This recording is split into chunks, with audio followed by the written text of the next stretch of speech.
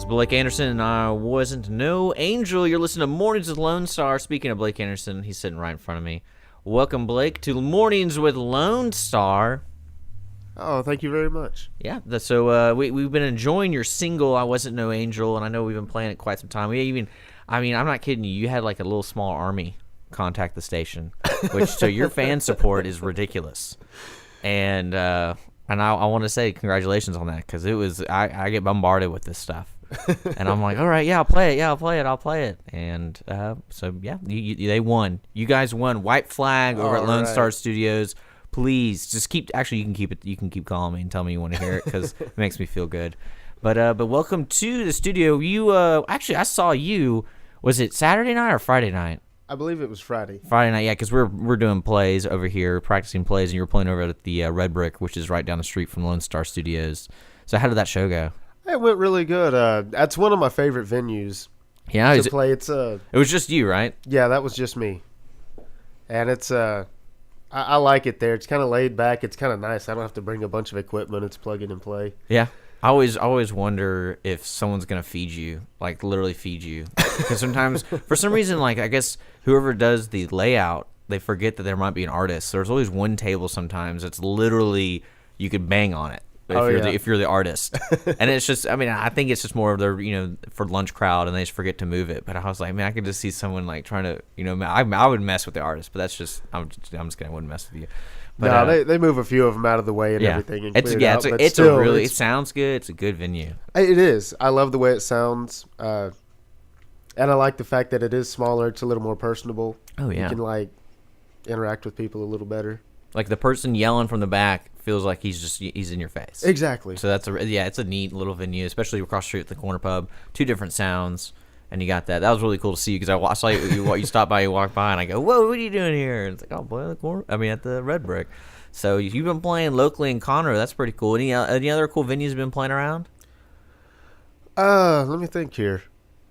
Stay pretty busy on it. Opened for Jason Cassidy. Oh, wow. Last week in spring. Actually, I'm doing a deal with him this Saturday, too, and Jody Booth. Yeah, where at? It's going to be at Bareback Bar in Spring.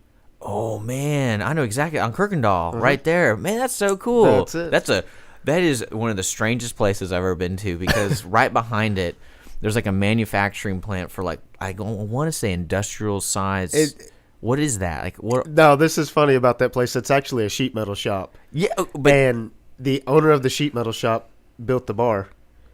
That makes sense, and had a place is for a garage barn. Actually, the guys to cash their checks, so then they could go to the bar and spend their money again. That's a smart move. But I remember sitting there, and it looked like giant washing machines.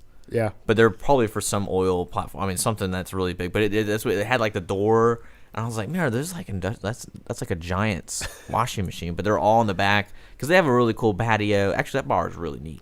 Right. I enjoy it there. Have you played there before? That was my first time, and I should be back there, I think, come either June or July. I'd have to double check, but I'll be there this weekend. Because how do they set up? I've never been there when there's music. How do they set up that stage? Well, it's a little different, because you have the whole outdoor patio over here. Yeah, that's nice. You're basically, the stage is kind of in the middle of it, and you're playing more towards the dance hall, like the bar and the dance hall. Yeah, they have a little not a tiny dance hall, but they have a dance hall. But they have. Yeah, I was wondering that, because that's where people would be dancing, but they have that awkward. So you're literally in between people walking through. Yeah, sort of. You're like, hey man, yeah, that's cool though. That's funny to play. That's a neat little place, and those are some good artists to help you out right there. Oh, definitely. I had a great time with Jason last week, and I'm looking forward to this one too with Jody Booth. And this is all acoustic, so yeah, that's my favorite. Should be real good. So that's cool, man. So what else has been going on? I know you got a CD coming out. Yeah, actually, it's in the mastering process right now, and I'm excited to get my hands on it. Oh, me too. Should be ready towards either the end of March or very first of April. Just depending on how long everything actually takes. Anything really special we should be noted if we are keep an eye out for, besides your single? Because you can get your single, right? I can get your single somewhere. Yeah, it's on Reverb Nation. It's on my Facebook page as well, Blake Anderson Music. I think that's about it. I'm waiting for iTunes and all that until I get everything. Yeah. Well, it's funny is I always ask artists, can I illegally download your music yet? because I think that's the new way to tell if you made it, because people are finding you and downloading your music illegally. Right. And I remember I asked a guy who does jazz music, Joe Burleson, and he's like, I don't really know. I was like, you should work on that. Put in a black copy on the black market and see what people do with it. Because I know that's one way to measure success, because you find the real people who are really searching for it. I'm just kidding. You shouldn't really do that. But people do it though. But I wouldn't doubt it. But that's great. So I know you're getting the mastering done. Hopefully we get a copy of that, because I know we'll play it. I know I've been enjoying I Wasn't No Angel. And why? Well, I have to ask, why is that your first single? Is this your first single ever? Yes, it pretty much is. I did a recording deal a couple of years back. Let's just say it was a good deal gone bad. Yeah. So I've been working on a new project and just kind of taking my time with it, and really weary of where to go and who to deal with. And you have to take it slow. Yeah. But even though everyone's like, you gotta get single, you gotta do this, right. Do this. It was like this rush and hustle and bustle to get it, and then after all that happened, I was like, okay, I'm going to take a step back and reevaluate my situation. And so I got in contact with Billy Hillman at Hill Track Studio, and really nice guy. I love the sound that comes out of there. And me and him got to talking about some things, and I liked what he had to say, so we started recording. And it's important to establish a good relationship with these people in this industry. That's good. Oh, absolutely. So that's exciting. So tell me about the song, I Wasn't No Angel. Tell me from point A to point Z. How did it get in my hands? Let's go. Start at the very beginning. Well, a friend of mine, Justin Parker, we had been co-writing a few songs together, and it's kind of funny because we've been friends since we were little kids. We played baseball together. Oh, wow. Okay. And probably for at least 15 years, I hadn't seen him. And we ended up at a NSAI meeting and just kind of hooked up there and started talking and worked on a few songs. And he shot me that one. He said, man, you want to do something with this? I think it's something worth doing. And so I was looking it over and kind of kicking it around. I was like, this really is a good song, and I really enjoy it. So we just kind of went from there. I took it to the studio. We laid down a little bit and just kind of took our time with it, let it grow a little bit, and now it's out. Well, it's certainly a favorite on Lone Star. So you achieved something right there, right? That is a plus. That's cool. So this guy, has he helped you out anymore? Or is he still writing with you? Or? Oh, yeah. And when you say writing together, do you mean like drinking some beers and playing on the guitar, or what is your system? Because every time someone tells me that, I go, I know some people just get real creative and they have to lock the doors and they maybe have some Lunchables or something for food. But what is your process then if y'all are writing together? Because if y'all been friends for so long, I bet y'all are pretty casual. Oh yeah, it's pretty informal. We'll show up at either person's house, just kind of hang out for a little while, maybe grill some food. May or may not have a beer. I mean, I can't say the way on that. Well, I then we just kind of break out some paper and guitars, and here we go. That's cool. Because this is it. Will produce something, and it's good. Oh yeah. So, and I always wonder that, because I go, maybe you should keep doing that. Every Friday, do your grill out, drink some beers, write some music. Because so far so good. Yeah, and it's really funny with everything going on right now. It's hard to get time to really sit down and do that, because between playing, trying to finish up the CD, trying to get some other promotion stuff going, and everything, it's pretty overwhelming. Well, it's funny. That's what makes some of the best albums are the road song albums, right? That people write, because that's what that's the only time they have, and a lot of the themes in the music is about being on the road and not having time. But, yeah. But that's not a big. I think that's a good problem to have. But depending on the perspective. But we're going to take a quick music break. I'm sitting here with Blake Anderson. We're going to talk more about what country music means to him. Right? Is that okay if we talk about that? Yeah, I'm interested. I'm interested. I think everyone's getting sick. Yeah, but I'm not sick. Don't worry about me. Don't worry about me. I was one of the first in, so I'm the first out now. That's a plus. But we'll be right back. You're listening to Lone Star in the mornings. Music right now. Here's some John Wolfe, His New Baby. You're listening to Lone Star Internet Radio. We'll be right back with Blake Anderson. That was Jason Cassidy. We know who that guy is. Blame it on Waylon. You're listening to Mornings with Lone Star. I'm sitting here with Blake Anderson. Have you heard his single probably multiple times on Lone Star Internet Radio? I Wasn't No Angel.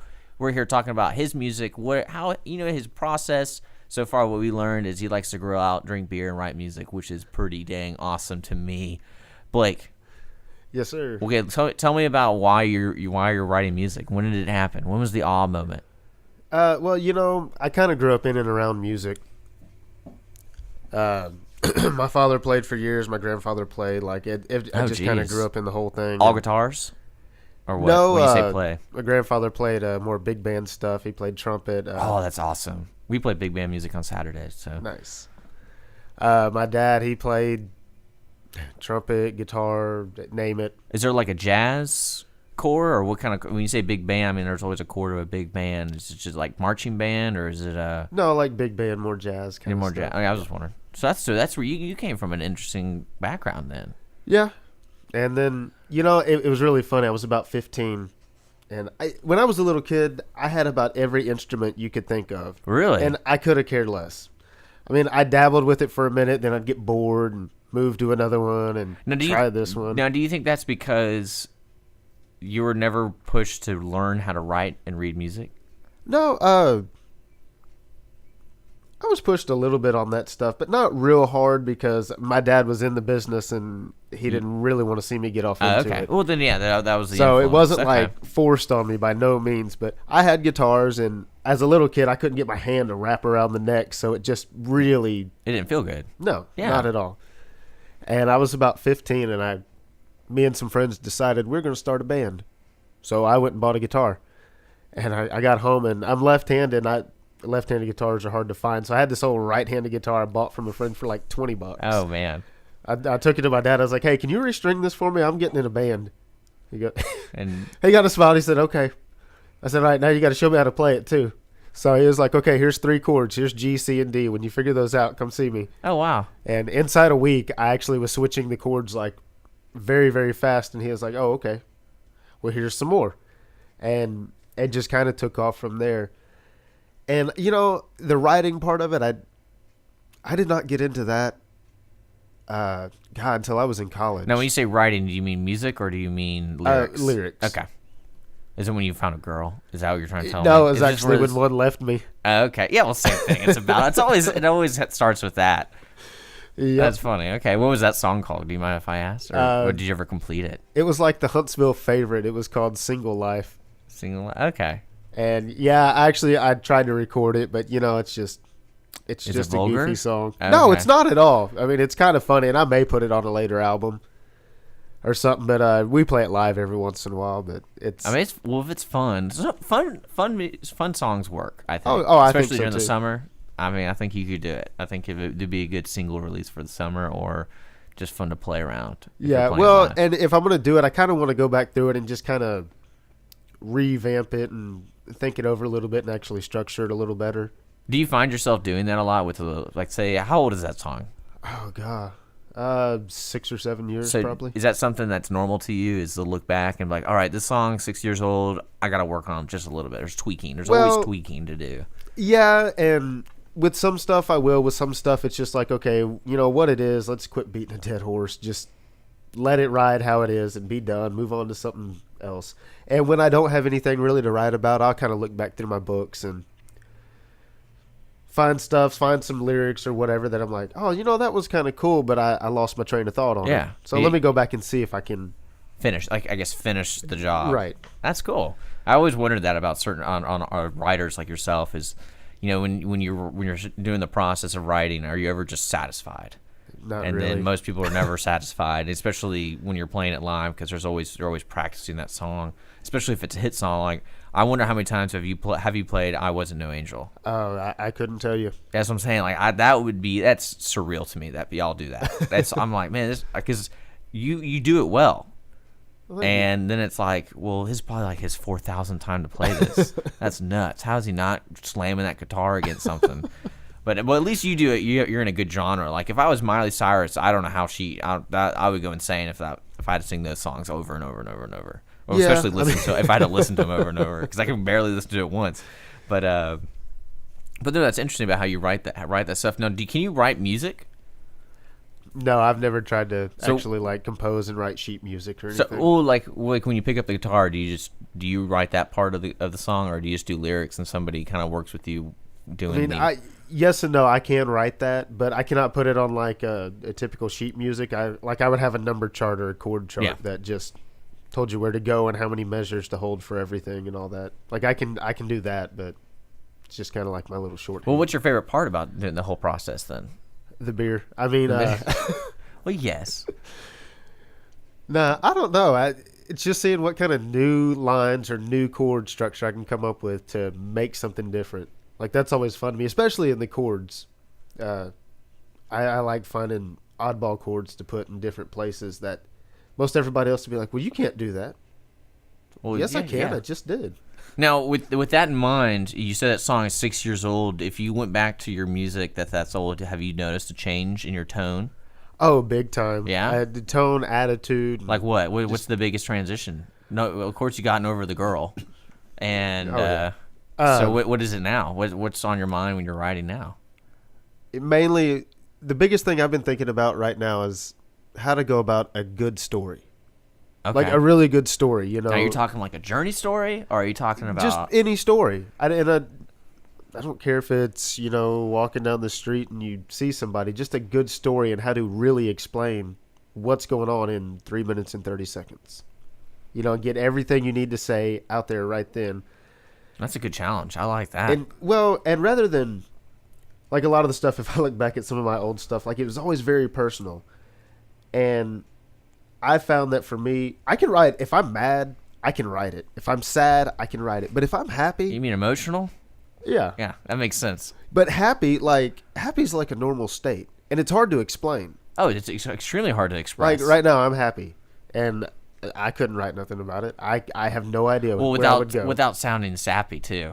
Because Exactly, if 'cause anything, it's gonna be, like, what cheesy. comes out is the goofball stuff. That's what Yeah. basically it comes out of, and you don't feel like it has a lot of credibility to it because it's goofball stuff. And no one, I Exactly. mean, but then there's a time and place for goofball. But most of the time, people are listening to music. They want, like me, I love the sorrow. I love the pain. That's the kind of music I like. Oh yeah, me too. Well, see, and what I started doing too, because I couldn't figure out how to do this happy thing, so I would take a down song. I don't know. I would take a down song, like that was supposed to be sad, and I'd just flip it. Be like, well, instead of this being sad, I'll just make it like I don't know the other word, but vindictive in a sense. You should do it the other way. Take a happy song and make it just depressing, right? Yeah, but nobody wants to be sad. Yeah, just look at the sun, write about how bad the sun is. That's funny, man. That's cool. So your favorite part is the story part. Yeah, I really enjoy that.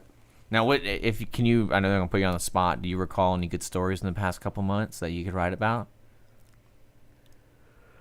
Oh man, I'd have to think about that. There's so many. Okay, yeah. I was wondering because some people always like, oh, I met this man 2 days ago, and you know, Yeah, you know, because I bet you meet a lot of people, man. I do, quite a few, and it'd just be hard to say right off the Okay, spot. I'm just giving you a hard time. You know what? That's a perfect time for a little music break. You know, you guys, if you're listening, you can send in your song requests and actually request people like Blake over here with I Wasn't No Angel. Just go on Twitter, like us, IR Lone Star, or go on Facebook, Lone Star Internet Radio, follow us, and send us messages, all that good stuff, and we'll play whatever you want us to play. And if you're really nice, if you say please, manners first.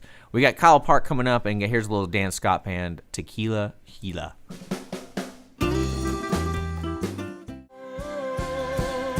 That was the Randy Rogers Band. Speak of the devil personally chosen by my buddy over here, Blake Anderson's in the studio on Lone Star in the mornings. Welcome back. Hey guys. Blake, it's good to have you in the studio. Thank you so much for coming in. I hope you had a good time. Oh, I've had a great time. I've really enjoyed it. Thank you very much for having me. Now, if I was a fan, which I am, but I already know this stuff, how do I know what's going on with you? Well, if you go to my Facebook page, Blake Anderson Music, you can find out what all's going on there. I stay I'm on pretty it up right to now. date with it. Actually, I think I posted I was going to be here. Yeah, I see that.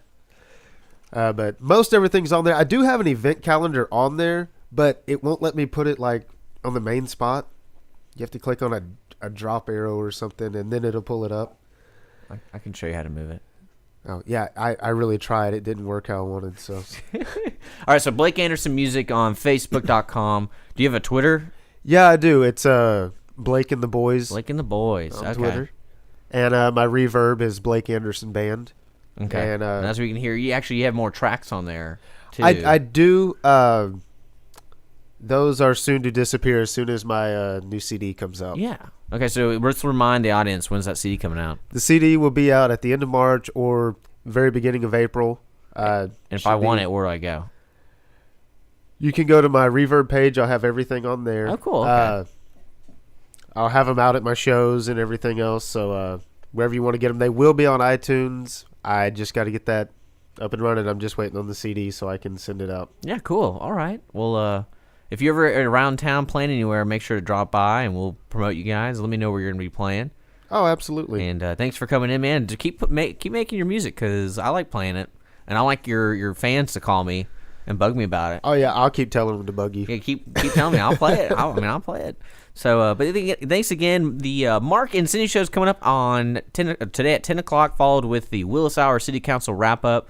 I know the Mark and Cindy show, they're going to have a special guest, the director of Inherit the Wind, which opens up this weekend across the street at the Owen Theater. And Mark actually is in the play.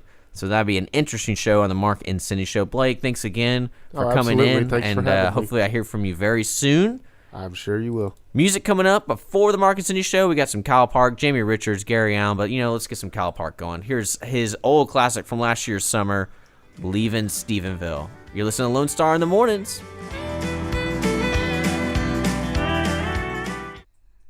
Hey everyone, this is Tina, your host from Retro Saturdays. I wanted to invite you to visit the Lone Star Studios here in downtown Conroe, Texas. We're all volunteers here, and we need your help in serving the Montgomery County area. Radio media is a fun field to be in. Lone Star Internet Radio serves Montgomery County with news, current events, local programming, and of course, music.